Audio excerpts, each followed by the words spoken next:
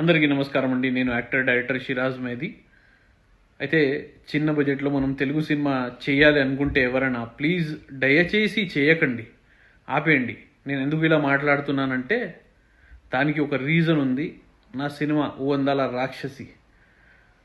అయితే ఈ నా ఒక్కడిది సినిమా కాదు, మీ అందరి సినిమా అనుకోండి. మీ సినిమా కూడా రేపొద్దున మీరు తీసినా కూడా మీ సినిమాకి సేమ్ ప్రాబ్లం వస్తుంది. అందు గురించి మీరు చేయకూడదు, సినిమాలు ఆపేయాలి అని నేను చెప్తున్నాను. ఇక్కడతో మనం ఆగిపోతే మనం ముందు బాగుపడతాం అనేది స్ట్రాంగ్గా నేను చెప్తున్నాను. ఎందుకంటే దానికి రీజన్స్ ఏంటి, దాని వెనకాల ప్రాబ్లమ్స్ ఏంటి, తెలుగు చిన్న బడ్జెట్ సినిమాలకి కష్టాలు ఏంటి, ప్రతిదీ నేను మీకు ఇవాళ వివరంగా చెప్తాను. అయితే మొదలెడదాం.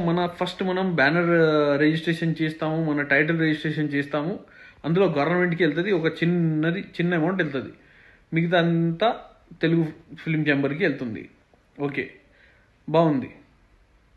అయితే రోజుకి ఒక 10 టైటిల్ రిజిస్ట్రేషన్లు, 10 బ్యానర్ రిజిస్ట్రేషన్లు అవుతూనే ఉంటాయి. నెలకి ఎన్నో అవుతాయి. కానీ ఈ ఫిల్మ్ ఛాంబర్ వల్ల మన ఒక్కడికి కూడా ఏ లాభం లేదు.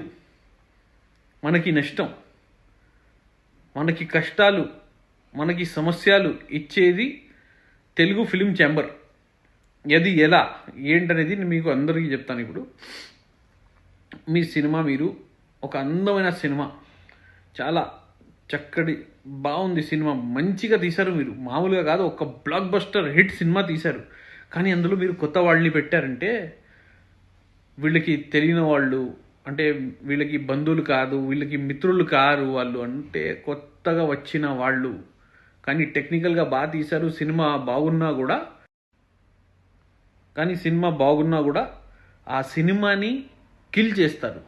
ఎలా డమ్మీ చేస్తారు, ఎలా నేను మీకు చెప్తాను. అయితే ఫస్ట్ మీరు ఆడియో ఎవరికైనా అమ్ముకోవాలి అని చెప్పి మీరు అనుకుంటే ఫస్ట్ మీ సినిమాని ఆడియో అవ్వకుండా చేస్తారు. ఏ ఛానల్ వాళ్ళు మీ ఆడియో రైట్స్ తీసుకోరు. మీరు పెద్ద సింగర్తో పాడిపించారు, ఒక కొంచెం ఉన్న నేమ్ ఆల్రెడీ ఒక 10 సినిమాలు చేసిన మ్యూజిక్ డైరెక్టర్ కూడా మీరు చేశారంటే కూడా మీ ఆడియోని ఆపేస్తారు వీళ్ళు. ఎందుకంటే మీ పాట వైరల్ అయింది, బాగా హిట్ అయిందంటే ఒక చిన్నోళ్ళు ఎదుగుతారు, ఎందుకు ఎదగాలి అనేది వీళ్ళ ఫీలింగ్. అది కూడా ఆ ఫీలింగ్ ఎందుకు ఉంది అనేది నేను చెప్తాను. అంటే ఒక ఆటో డ్రైవర్ ఎప్పటికైనా ఆటో డ్రైవరే ఉండాలి, ఒక టైలర్ ఎప్పటికైనా టైలరే ఉండాలి. సమానంగా మా పక్కన వచ్చి కూర్చుంటావా, మాతో నిలబడతావా అని ఈ నలుగురు రాక్షసులది స్ట్రాంగ్ ఫీలింగ్. అది మనం ప్రతి ఒక్కళ్ళు అర్థం చేసుకోవాలి. అయితే ఇందులో ఏంటంటే మెయిన్గా ఫస్ట్ మీ ఆడియోని కిల్ చేస్తారు. తర్వాత ఇప్పుడు మీకు పబ్లిసిటీ ఎలా చేయాలో తెలియదు, మీ దగ్గర అమౌంట్లు కూడా ఉండవు, మీరు ఎన్ని అప్పులు చేస్తారు. ఎందుకంటే సినిమా మీద మీకు చాలా కాన్ఫిడెంట్ ఉంటుంది. ఇంత బాగా తీసాము, ఫుల్ కాన్ఫిడెంట్, మీరు సినిమా బాగా ఆడుతుంది అని చెప్పి మీకు కాన్ఫిడెంట్ ఉంటుంది. ఓటీటీలో బాగా వస్తాయి, ఇది అనుకుంటారు. కానీ అక్కడ నిజాలు ఇది కాదు. అప్పుడు మీరు సినిమా సెన్సర్ చేయడానికి వెళ్తారు. అయితే సెన్సర్లో మీకు మినిమం 3 months పడుతుంది. అప్పుడు మీ సినిమా ఆల్రెడీ ఆడియో అయిపోయింది, ఏదో చిన్న కంపెనీకి మీరు ఇచ్చుకున్నారు, రూపాయి కూడా రాలేదు, ఇంకా సెన్సర్కి పెట్టేసాము అంటే ఏదో ఒకటి పబ్లిసిటీ మీరు చేస్తూ ఉండాలి, లేకపోతే సినిమా డమ్మీ అయిపోతుంది అని చెప్పేసి మీ బాధ, మీ భయంతో మీరు చేస్తారు పబ్లిసిటీ. అందులో మీరు డబ్బులు ఖర్చు పెడతారు, ఏదో ఒకటి పబ్లిసిటీ చేస్తూనే ఉంటారు. ఫైనల్గా థియేటర్లోకి వెళ్ళాలి. ఆ టైంలో మీ దగ్గర డబ్బులు ఉండవు. ఎందుకంటే లక్షలు పెట్టి మీరు పబ్లిసిటీ అంటే 2 sheet 4 sheet 6 sheet 30-40 ఫ్లెక్సీలు ఇవన్నీ ప్రింట్ చేసి మీరు థియేటర్లకి పంపాలి. ఒక ఎగ్జిబిటర్ కానీ డిస్ట్రిబ్యూటర్గా కానీ మీరు ఇవ్వాలి, మెటీరియల్ అంతా ఇవ్వాలి.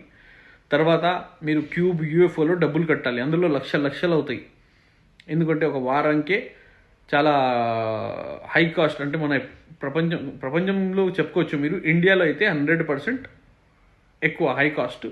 ఎందుకంటే ఇండియాలో మీరు క్యూబ్లో కానీ యూఎఫ్ఓలో కానీ ఎక్కడికైనా వెళ్తే మీకు 10,000 కన్నా తక్కువలో ఉండదు అది ఒక వారానికి.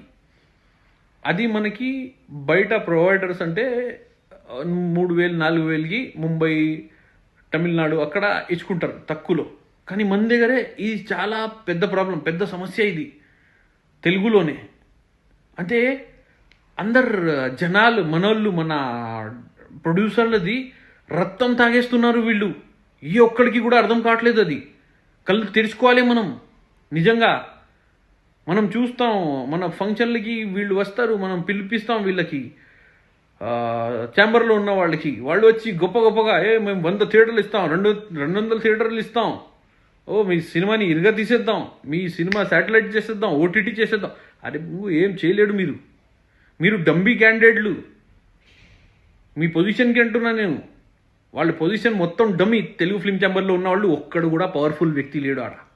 ఉంటే డైరెక్ట్గా ఇలా మాట్లాడేవాళ్ళు నాతో. కానీ ఏ ఒక్కడికి కూడా దమ్ము లేదు, ఏ ఒక్కరు కాల్ చేయరు, ఫోన్ చేసినా ఎత్తడు. ఎందుకంటే నేను నిజం ఏదైతే ఉందో అది మాట్లాడతా, కరెక్ట్ ఏదైతే ఉందో అది మాట్లాడతా. అయితే అక్కడ మీరు లక్షలు కట్టాలండి. అప్పుడు మీరు కట్టలేరు, అమౌంట్లు పెట్టలేరు. మీ సినిమా ఏమైపోతుంది అని మీ భయం. అప్పుడు చిన్న ఎగ్జిబ్యూటర్లు, డిస్ట్రిబ్యూటర్లు ఒకటి మాట అంటారు, మీ సినిమా ఒక 20 థియేటర్లో పడినా సినిమా బాగుంటే, కంటెంట్ బాగుంటే అందరూ తీసుకుంటారు, రిలీజ్ చేయండి అని అంటారు. ఇప్పుడు ఏదో ఒకటి వర్క్ వాళ్ళు చేస్తుండాలి, అందరిది ఏదో ఒకటి నడవాలి, చెప్తారు. అది మీ ఇష్టం. కానీ మీరు ఏం చేస్తారు, అవును కదా నిజం, మన సినిమా అయితే ఇరుగా తీసేస్తుంది, ఒక్కసారి రిలీజ్ అయితే వందల థియేటర్స్ పడతాయి అని చెప్పేసి మీరు థియేటర్ రిలీజ్కి వెళ్తే హైదరాబాద్ సిటీలో అయితే మీకు 5 సెంటర్స్ మ్యాక్సిమం. అది కూడా ఒక్కొక్క షో ఇస్తాడు ముష్టి. పీవీఆర్లో కానీ ఇందులో కానీ మీకు ఒక్కొక్క షో ఇస్తాడు. ఇచ్చి అది కూడా ఊరి చివరిలో ఇస్తాడు. సిటీలో ఇస్తే ఎర్లీ మార్నింగ్ టైం లేకపోతే లేట్ నైట్ ఇస్తాడు.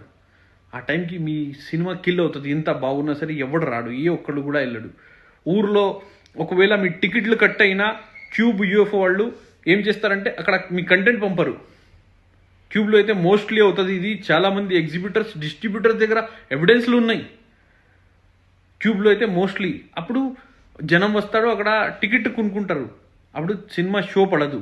అప్పుడు నెక్స్ట్ షోకి ఎవడైనా వస్తాడండి, కుక్క కూడా రాదు. అప్పుడు ఎగ్జిబిటర్కి థియేటర్ వాళ్ళు తిడితే అప్పుడు ఎగ్జిబిటర్ మళ్ళీ ఇంకొక సినిమాని వేస్తారు. కనీసం ఏదో ఒకటి వస్తుంది, ఏదో ఒకటి థియేటర్ సినిమా షో పడుతుంది అని చెప్పేసి. అయితే అలా మన సినిమాల్ని కిల్ చేస్తారు. థియేటర్ నుంచి మీకు బయటికి రానివ్వరు, థియేటర్లు ఇవ్వరు. ఆ తర్వాత మీకు ఓటీటీ అవ్వదు, ఎందుకంటే మీ థియేటర్స్ బాగుపడలేదు. శాటిలైట్ వీళ్ళు చేయరు, ఎందుకంటే వీళ్ళు మంచులు ఉంటేనే వీళ్ళు చేస్తారు, లేకపోతే చెయ్యరు, వీళ్ళు అసలు చేయరు. శాటిలైట్ అవ్వదు. శాటిలైట్ యాక్చువల్గా చూస్తే మన హక్కు, మన రైట్ అది శాటిలైట్, కానీ అవ్వదు. ఎందుకంటే వాళ్ళ మనుషులు, వాళ్ళ మిత్రులు, వాళ్ళ బంధువులకి మాత్రమే వాళ్ళు చూసుకుంటారు. లేకపోతే ఏదైనా బాబు కొడుకు అయి ఉండాలి మీరు.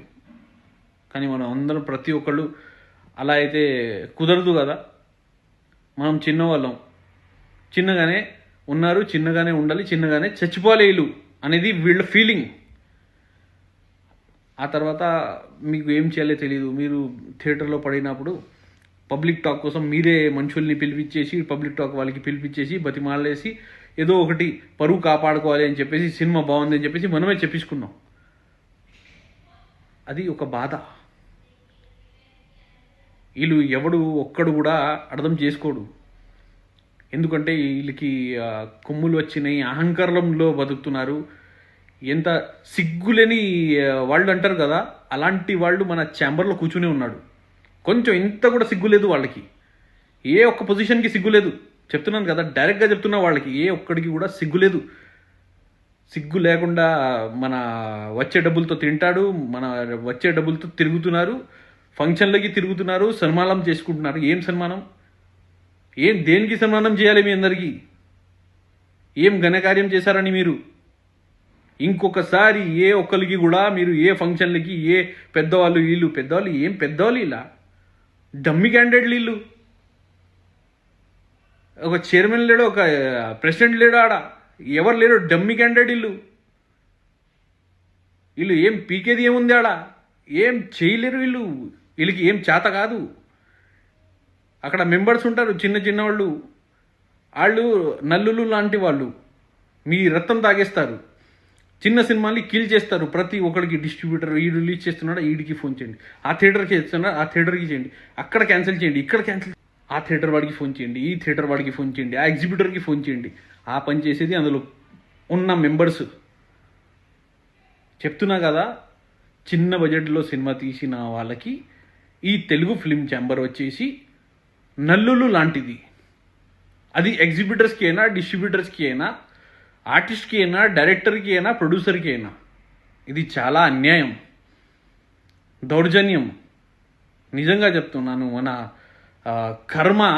మనం ఈ ఇండస్ట్రీలో పనిచేస్తున్నాము, సిగ్గు లేకుండా మనం ఇక్కడ వర్క్ చేసాము అని చెప్పుకోవాలి. మనం మన చెప్పుతో మనం నిజంగా కొట్టుకోవాలి. ఒక డైరెక్టర్ వచ్చాడు, నా థియేటర్ పడలేదని చెప్పేసి చెప్పుతో కొట్టుకున్నాడు పాపం.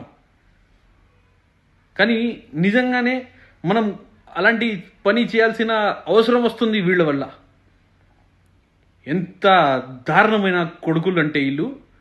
కొడుకులు అనకూడదు, పొజిషన్కి అంటున్నాను. ఏ వ్యక్తికి కూడా నేను అనట్లేదు. ఎందుకంటే నాకు నా అమ్మ చాలా మంచిగా, మర్యాదగా, అందరికీ మర్యాద ఇవ్వాలి అని చెప్పేసి పెంచింది. నేను ఎవ్వడికి కూడా బూతులు కానీ ఇది కానీ చెత్త మాటలు నేను మాట్లాడను. కానీ మీ పొజిషన్లకి చెప్తున్నాను రాబోయ్, ఒకటి గుర్తుపెట్టుకోండి. మీ పొజిషన్లో వచ్చేసి డమ్మీ పొజిషన్. ఒక ప్రెసిడెంట్ పొజిషన్ అయినా డమ్మీ, ఒక ఎఫ్డిసి చైర్మన్ అయినా డమ్మీ, ఛాంబర్లో అయినా సెక్రటరీ డమ్మీ, ఛాంబర్లో పనిచేసే వాళ్ళు మెంబర్స్ డమ్మీ, అందరు డమ్మీ. ఈ ఛాంబర్లు తీసి పడేయాలి ఇక్కడ నుంచి. ఛాంబర్లు అనేది ఉండకూడదు. ఇక్కడ గవర్నమెంట్ రూల్ రావాలి, ఆర్మీ రూల్ రావాలి అంటారు కదా, గవర్నర్ రూల్ రావాలి అంటారు కదా కొన్ని ప్రాంతంలో. అలాంటిది ఇది. వీళ్ళకి బుద్ధి చెప్పాలంటే ఒకే ఒక పరిష్కారం. వీళ్ళకి బుద్ధి చెప్పాలంటే చిన్న బడ్జెట్లో సినిమా తీస్తారు కదా, మీరు నిజంగా సినిమాలు తీయడం ఆపేయండి, వీళ్ళే దారికి వస్తారు. ఎందుకంటే తెలుగు ఇండస్ట్రీ ప్రపంచం వ్యాప్తంగా ఎక్కువ డబ్బులు సంపాదించే ఇండస్ట్రీ. ఇందులోనే ఇంత డబ్బు ఉంది, ఇంత మాఫియా ఉంది, ఇంత క్రిమినల్స్ ఉన్నారంటే మన ప్రపంచంలో ఎక్కడ లేరు. అందరూ వింటూ ఉంటారు బాలీవుడ్లో ఇక్కడ అక్కడ అని, కానీ అన్నీ వేస్ట్. మన తెలుగు ఫిల్మ్ ఇండస్ట్రీ కన్నా మలయాళం ఫిల్మ్ ఇండస్ట్రీ మంచిది. నిజంగా చెప్తున్నాను. ఎందుకంటే నేను పడే బాధ, నా నొప్పి, నా అనుభవం, నా ఎక్స్పీరియన్స్తో నేను చెప్తున్నాను. ఇప్పటి వరకు ఎన్ని ప్రెస్ మీట్లు చేశాను, ఎన్ని వీడియోలు చేశాను, కానీ ఏ ఒక్కడు కూడా ఫోన్ చేసి అమ్మా ఏంటి ప్రాబ్లం అనేది మాట్లాడలేదు. మాట్లాడరు కూడా. పిరికిన కొడుకులు. పొజిషన్కి అంటున్నాను. అది దిల్రాజు గారు పొజిషన్ అయినా, సురేష్ బాబు గారిది పొజిషన్ అయినా, ఎవరి పొజిషన్ అయినా సరే అందరు డమ్మీ పొజిషన్లు. మీరందరు డమ్మీ. నిజంగా చెప్తున్నాను. ఇక్కడతో మనం ఆగిపోవాలి. అప్పుడే వీళ్ళకి బుద్ధి వస్తుంది. మనమే మన నెత్తి మీద పెట్టుకుంటున్నాం వీళ్ళని. వీళ్ళు ఏం లేరు. నేను చెప్తున్నాను కదా, ఏం అస్సలు వీళ్ళది పొజిషనే కాదు అసలు. వీళ్ళకి మర్యాద ఇవ్వాల్సిన అవసరమే లేదు మీరు. ఎందుకంటే ఇలా చిన్న బడ్జెట్లో తీసిన వాళ్ళు చనిపోయారు. నా మిత్రులే చనిపోయారు. చాలామంది పేర్లు కూడా చెప్పాను నేను. నాకు కూడా ఇప్పుడు మంచిగా అనిపించట్లేదు మాటికి వాళ్ళ పేరు తీసుకుంటున్నాను కాబట్టి. నిజంగా ఎగ్జిబిటర్ చనిపోయారు, డిస్ట్రిబ్యూటర్ చనిపోయారు, ప్రొడ్యూసర్ చచ్చిపోయారు, డైరెక్టర్ చచ్చిపోయారు. ఇంకా ఎంతమందిని వీళ్ళు చంపుకొని పోతారో నాకు తెలియదు. వీళ్ళు నిజంగానే మనిషికి పుట్టలేదు అని చెప్తున్నాను నేనైతే. నిజంగా చెప్తున్నాను. అంతే, ఆ బాధతో నేను చెప్తున్నాను. కొంచెం కూడా వీళ్ళకి ఉందంటే, మర్యాద ఉందంటే, కొంచెం కూడా సిగ్గు ఉందంటే వీళ్ళు ఫస్ట్ అన్ని రూల్స్ తీసుకురావాలి. ఆ రూల్స్ ఏంటంటే నేను చెప్తాను మీకు. ఆ రూల్స్ ఫస్ట్, సినిమా తీసిన వాడికి ఒక సబ్సిడీ పెట్టాలి. ప్రతి ప్రాంతంలో ఉంది. 50% సబ్సిడీ, 70% సబ్సిడీ, అంతంత సబ్సిడీ ఇస్తున్నారు. అరే ఇక్కడ 20-30% ఇవ్వండిరా. 20-30% సబ్సిడీ ఇవ్వండి. మీ అబ్బా సొమ్ము పోతుందా ఆడ? ఎన్ని కోట్లు కావాలరా మీకు? సిగ్గు లేని మనుషులు రా. ఏం చెప్పాలరా మీకు? మీ పొజిషన్లకి థూరా, మీ జన్మ మీద థూరా. వేస్ట్ గాళ్ళు. ఎందుకురా మీ అందరికీ జన్మ? ఎందుకురా ఈ జన్మ? మీరు ఏదో మంచిగా బ్రతుకుతున్నా అనుకుంటున్నారా? ఎంతమంది బాధతో నిజంగా ఏ ఒక్క రోజైనా దేవుడు ఉన్నాడు. మీ అందరి సంగతి చూస్తారా? గుర్తుపెట్టుకోండి. నిజంగా చెప్తున్నాను. మీ పొజిషన్లకి చెప్తున్నాను.